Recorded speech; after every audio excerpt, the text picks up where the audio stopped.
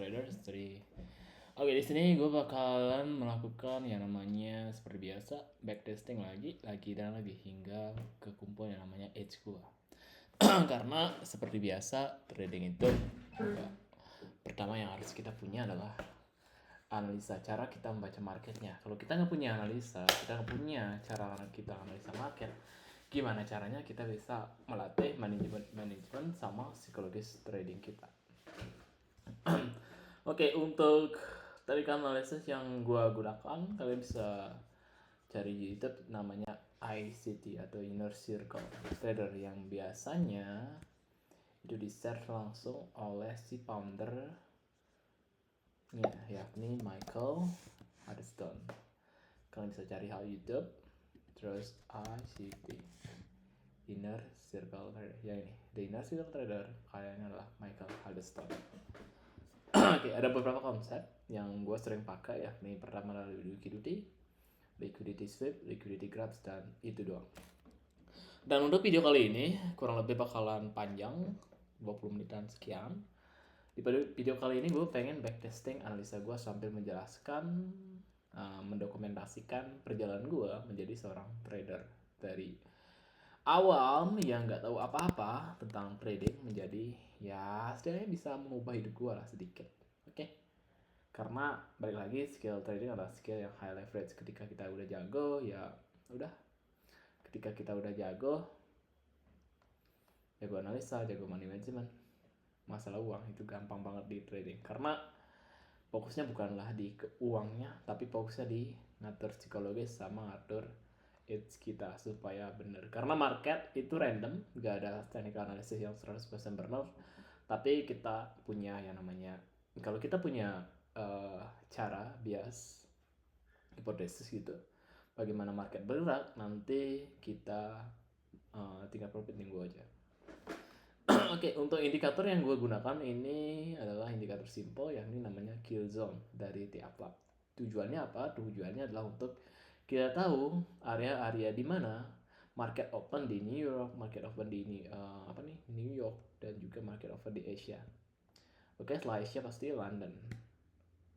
Kita bakalan entry sesuai analisa kita.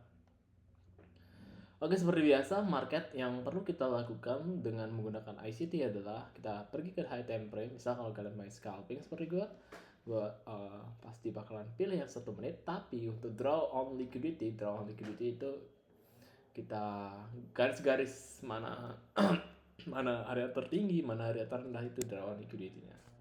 Jadi ini adalah area yang bakalan ditarget. Setelah take buy sell liquidity, dia bakal turun ke sell liquidity yang ini. Oke, gitu. Terus untuk bias sekarang, karena marketnya sedang sideways dan sedang mengalami penurunan, di sini ada real liquidity juga yang paling ini namanya external liquidity, ini internal liquidity, ini internal liquidity, ini external liquidity, yang ini baru internal liquidity. Internal liquidity itu bakalan di sweep. Market bergerak nyari liquidity atau mengenerate liquidity. Misalnya market naik, itu bakalan mengejar liquidity, buy side liquidity-nya, tapi juga langsung mengenerate sell side liquidity-nya. Sesimpel market naik bakal membentuk support dan bakal mencari resisten. Tapi di ICT kita bahasanya berbeda. Jadi kalau resisten kan area pantul tuh. Di ICT itu berbeda. Resisten itu bakalan di-take, dimanipulasi ke atas dulu, setelah itu baru turun. Itu bedanya cara kita membaca market dengan menggunakan inner circle trader concept dan juga support and resistance yang basic.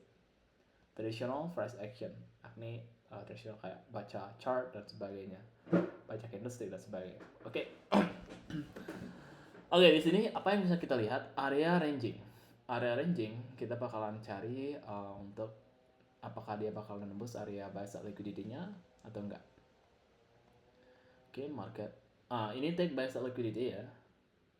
Ditembus liquidity sweep atau liquidity grabs, liquidity sweep. Kita bakalan tunggu confirmation-nya di 1 menit. Oke, untuk 1 menit. Untuk area yang mau kita entry, pertama harus udah take break of structure. Ini MSS ya, market structure shift yang dari bullish ke bearish. Kedua, yang kita perlu lakukan adalah mendefine fair value gaps-nya. Fair value gaps-nya di mana? Di sini. Oke, kita entry kapan? Kita entry ketika marketnya pullback ke sini ke atas, setelah itu baru turun. Oke, kita lanjut lagi. Nah, ini market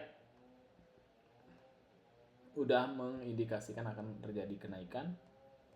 Kalau marketnya naik ke sini, baru kita entry sell. SL-nya di atas area sini, TP-nya di bawah sini, area fair value gaps-nya yang lain. Oke, apakah kita profit? Oke, mantap. Dan profit ya. Seperti itu, sesimpel itu sih menggambar liquidity-nya. Oke, untuk risk and reward biasanya sih gue sering pakainya 1:2 ya. 1:2 atau 1:3. Seperti ini 1:3, harus bawa lagi 1:4. Ini kita kena juga 1:4. Ingat, area yang kita tandai itu harus area-area yang high probability setup. Oke. Market structure shape nembus area sebelumnya, ini market structure shape, ini break of structures karena ini ada structure bullish di sini. Dan ketika menembus market structures, break of structures, kita yang harus tunggu adalah pullback.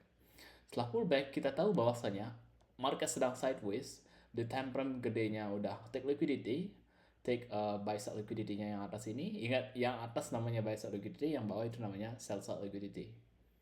Oke, yang ini sell side liquidity, yang ini buy side liquidity. Bukan buy ya, ini bukan buy side, ini ada yang ini buy side-nya. Jadi ketika ditebus di buy side, ketika di stop loss-nya kan biasanya orang-orang kan trader retail ketika market seperti ini kan nge-buy dia. Karena udah break of structures. Oke. Area ringing ditembus, kita buy. Tapi di ICT itu beda. Oke, selanjutnya karena kita step by step. Pertama kita udah draw on liquidity, yang dimana area-area penting kayak di atas sini, bawah sini ya juga. Ketika kita harus high time frame biasnya seperti apa sih? Oke, high time frame biasnya sideways. Jadi ketika area nembus liquidity dia bakal kalau nggak nge-break dia bakal reverse nyari liquidity yang bawahnya. Oke, itu. Dan discount zone. Ingat, kalian harus juga paham tentang area VD arrays-nya. Ini satu materi semuanya ya. Inti gimana cara gua analisa market. Karena sebelumnya itu beda banget. Smart Money Concept gue pernah pakai dan juga chart pattern. Tapi yang works di gue itu adalah inner circle traders. Oke, pertama itu kalian harus ngerti VD arrays. Jadi VD arrays itu adalah dimana kalian nyari entry. Misalkan kalau kalian pengen sell setelah market structure shift, yang harus kalian tunggu adalah candlenya kembali ke area premium zone. Ingat, ini adalah premium zone, ini adalah discount zone. Cara gambarnya gampang.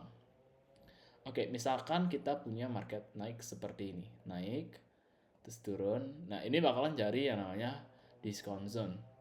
Area discount zone itu ada area di bawah. Jadi ada misalnya ini Fibonacci. Ini kita pakai Fibonacci, kita bagi dua area 50-50.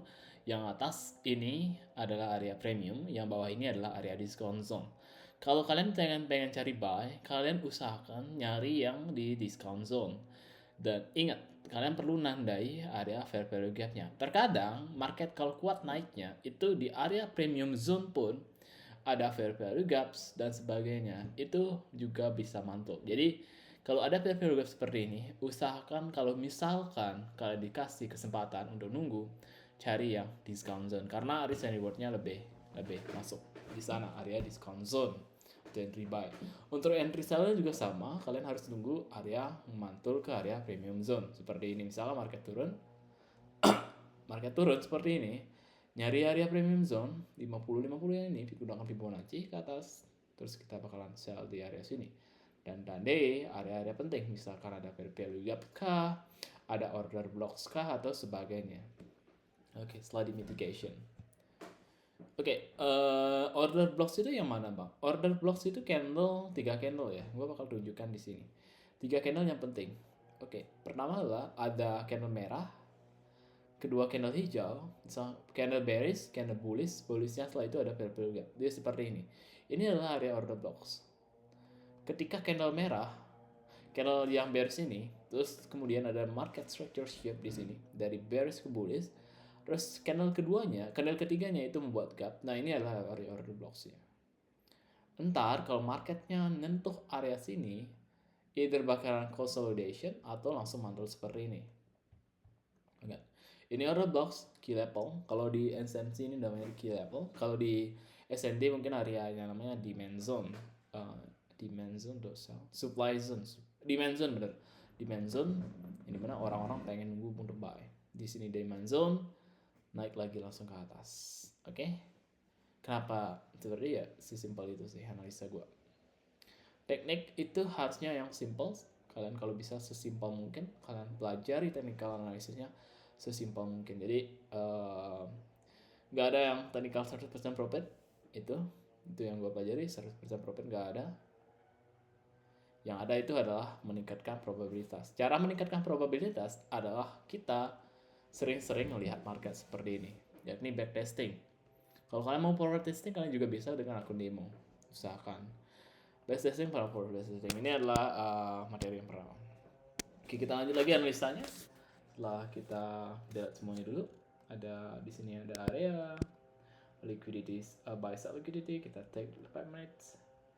Ini ada sell liquidity, market structure shift dengan market sedang mengalami kenaikan. Kita kalau misalnya buy seperti biasa kita nyari area discount zone. Discount zone-nya mana? Yang ini. Discount zone area yang sini. Area yang hijau ini nih. Nah gini. Area discount zone kebetulan ada fair value gaps. Ya. Ada fair value gaps, ada discount zone, ada juga bukan area. Ini juga area order box-nya. Oke, kita tunggu market selanjutnya apa.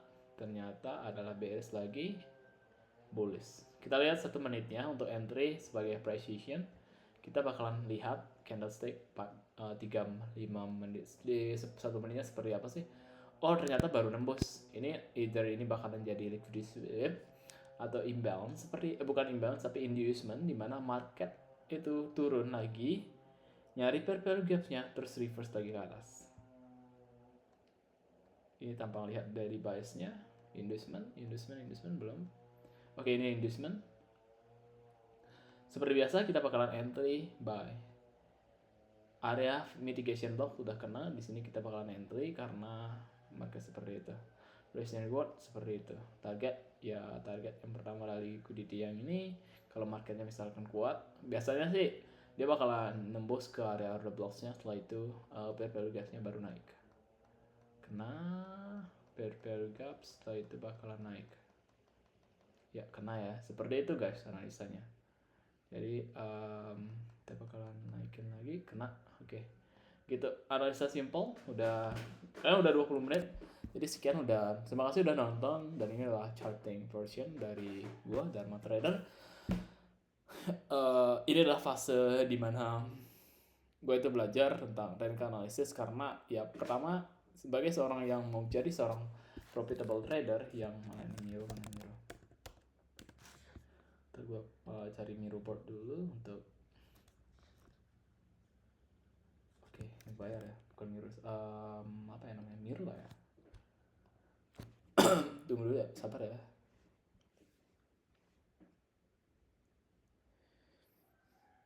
Oke, ini setelah charting tadi, kita bakalan ke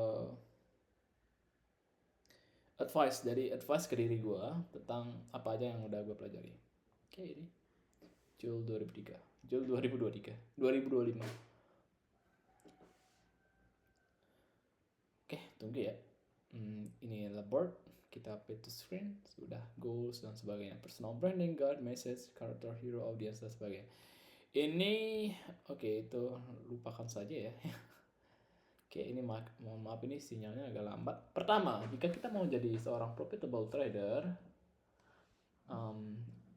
jika gue pengen jadi profitable trader yang sangat profitable, yang pertama yang perlu kita punya adalah it's itu simpelnya adalah technical analysis yang kita punya. Misalkan technical analysis kalau gue tadi pakai itu adalah inner circle trader.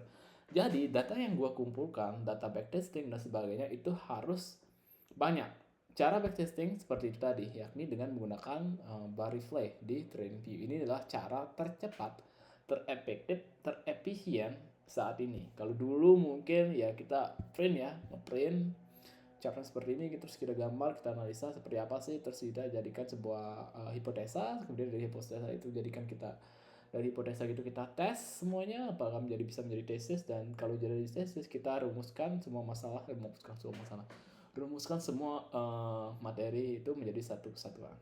Itu yang pertama, itu penting edge. Kedua, setelah edge baru money management itu dimana kita ngelola risk and reward kita. Jadi money management itu ngelola, misalkan ada risk and reward, risk management, dimana kalau kita entry itu nggak boleh lebih dari 1% per trade, 1% trade untuk risknya. Terus untuk take profit ya mungkin 2%, untuk RR nya 1/2 atau 3%, 1/, untuk RE nya 1/3. Kalian harus fokusnya ke trade, jadi not ke uang, not to money. Karena gue dulu salahnya adalah gini, jadi setiap entry gue fokusnya ke gimana caranya ini gue harus kembalikan uangnya gitu. Jadi terkadang hal tersebut itu membuat kita salah setup entry, yang dimana itu membuat kita loss beruntun ya, loss. Dan kalau udah loss pasti karena yang namanya psikologis. Oke, itu pentingnya kenapa edge ini nomor 1. Kedua, setelah kita punya edge, kita harus belajar money management. Setelah kita belajar money management, setelah itu baru kita ngelola psikologis kita. Jadi psikologis itu 20% dari 80%, 80% edge sama MM. Kalau udah itu keduanya bagus, kita tinggal charge dari psikologis. Jadi pertama secara psikologis itu nggak FOMO. Jadi passion itu penting banget, passion atau kesabaran.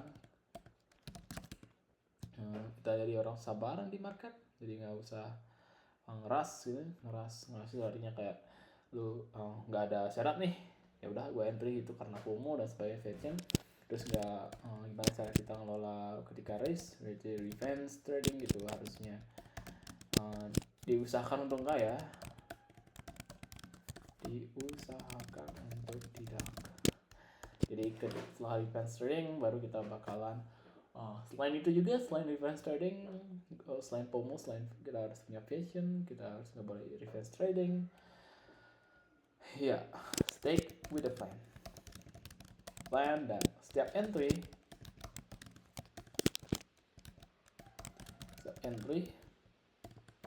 do not take it. Setiap entry jangan terlalu berpikir profitnya doang, karena marketnya random bro. Jadi terkadang ada analisa kita tuh yang nggak sesuai dengan market gitu, mungkin karena biasnya belum benar dan sebagainya gitu. Misalnya sideways seperti ini, kalau kita entry-nya 15 menit, kita risk and reward-nya seperti ini, misalkan di entry di sini, terus risk and reward-nya seperti ini, ya bisa lah ntar marketnya return ke bawah dan kita lose seperti itu sih guys ya. Dan untuk edge kita bisa untuk edge-nya ini kita bisa bagi, kalian mau jadi seorang scalpers atau swing itu hold posisi. Jadi swing itu adalah orang yang hold posisi lebih dari hold, kayak misalnya hold lebih dari 1 minggu.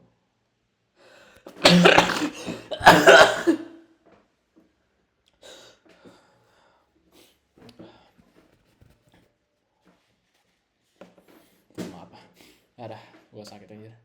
Hold lebih dari 1 minggu. Kalau scalper ya 5 menit, 10 menit, atau paling lama ya 30 menit lah ya, 50 menit. Oke.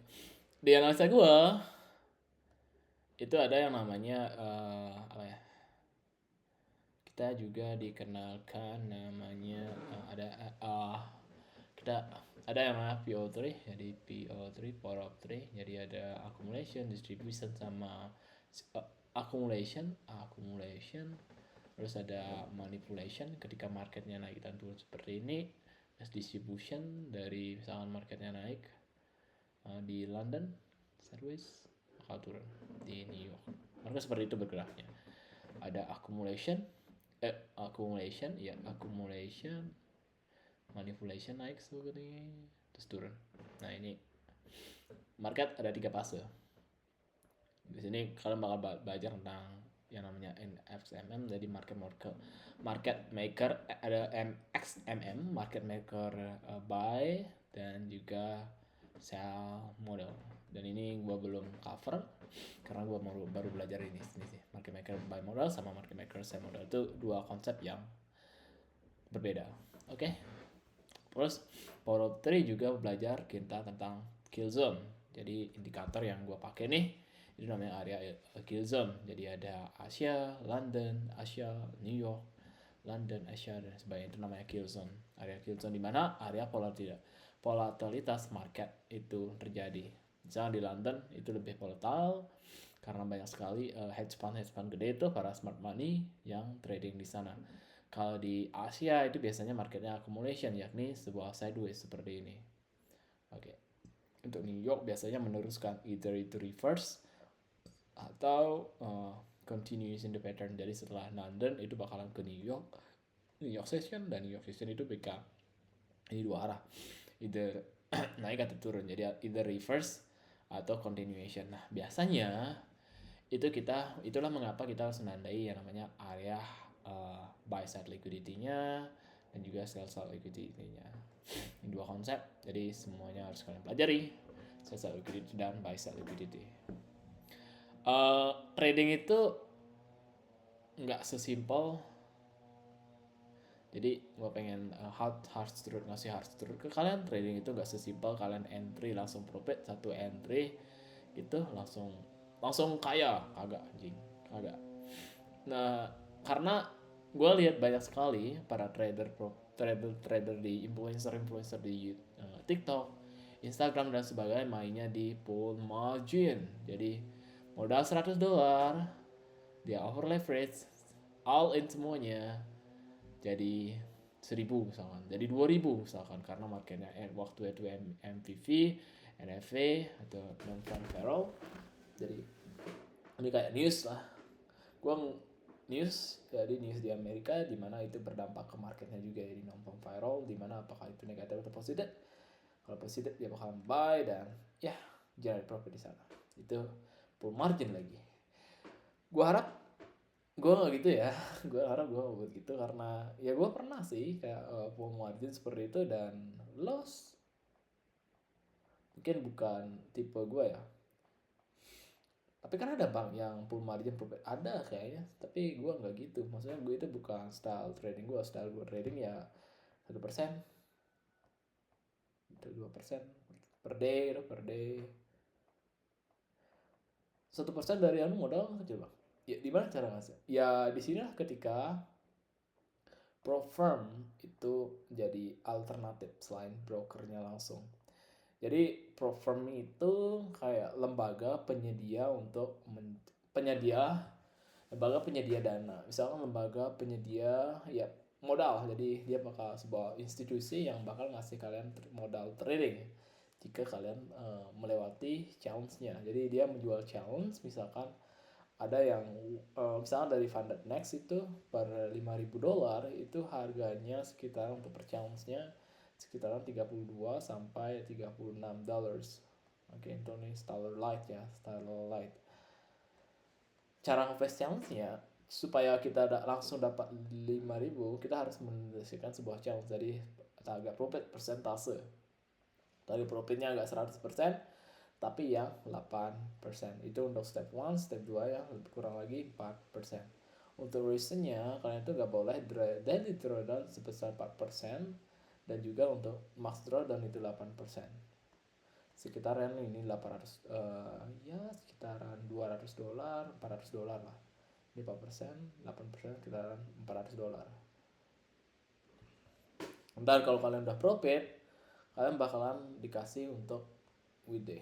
Kalian bisa ada WD, ntar profit split kayak 80%, 80%, misalnya 80%, 80 per 20, jadi 20 nya untuk propernya, 80 untuk kalian. Win to win ratio. Jadi propernya juga generate money dari sini, kalian juga generate money. Misalkan anggaplah kalian profit $1,000 ya, $1,000 kalian bisa WD sekitaran $800 dengan modal $32.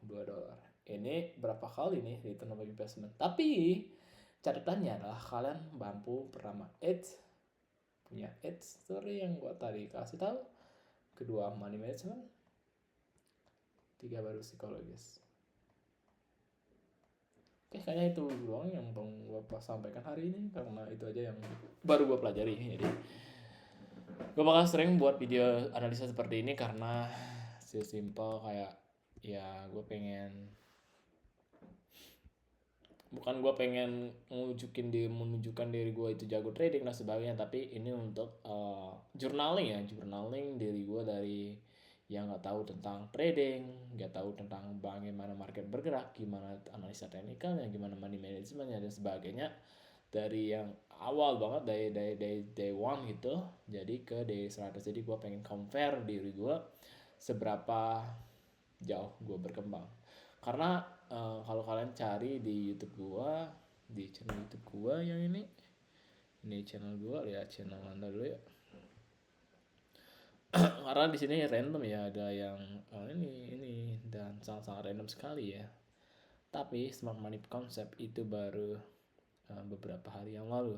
Ini ICT gue baru belajar tentang live charting, advice ICT 7 Agustus 2025, dan sekarang 14 Agustus, dari 7 hari yang lalu, dan terakhir itu 3 bulan yang lalu. Jadi gue backtesting dengan SMC Smart Money Concept yang ini gue baru pelajari, gak begitu tahu, dan gue skip beberapa hari, yakni SMC dan sebagainya gue skip beberapa hari. Terus advice ke YouTube dan juga untuk editing. Kemudian June 2025 gue upload video tentang foto gue. Oke, life is unlinear, jadi terkadang bisa exponential dan ini. Right now aktivitas piano, gue main piano sih. Kayaknya gue bakalan ganti channel, jadi gue bakalan membuat channel ini Therma Trader, jadi Therma Trades gitu dan sebagainya. Jadi di sana gue bakalan jelasin ke kalian gimana cara gue trading, dan juga mendokumentasikan proses gue trading dari awalnya nggak tahu banget jadi yang ya profitable lah. Karena target itu kan bisa berbagai macam ya. Orang bisa menarget A, B, C, D, E, F, G kan. Oke, ini 11 market targetnya adalah gue bisa buy out ya 2000 lah, 2000 atau 5000 lah, $5,000 atau $3,000 itu make sense loh gue. Jadi gue itu make sense once a day, jadi mungkin 2 tahun atau 3 tahun dari sekarang. Karena menurut gue trading ini adalah high leverage skill. Jadi ketika kita punya yang nama trading skill, itu nyari uangnya itu nggak sesusah ketika kita nggak punya trading skill. Punya trading skill itu adalah skill leverage yang sangat bagus sekali ya. Misalnya di sini yang $200k, jadi kita cuma bayar $1,000. Kalau base accountnya kita target lah 8% per bulan, jadi $16,000 itu udah gede banget ya. $16,000 itu kalau di Indonesia sekitaran 200 jutaan ya, 200 jutaan itu kita dapat per bulan. Gila, is a life changing. Oke, is life changing ketika, tapi catatannya adalah gue harus bisa yang namanya edge, punya teknik analisis yang kuat, punya money management, punya psikologis. Dan gue baru ke fase yang pertama, yakni tentang edge itu knowledge kita, knowledge gabungan antara knowledge, experience, data science, experience, data, information, dan semuanya digabung menjadi satu, itu namanya edge. Dan itu perlu dibentuk dengan experience. Kalian pasti pernah mendengar kata tacit knowledge sama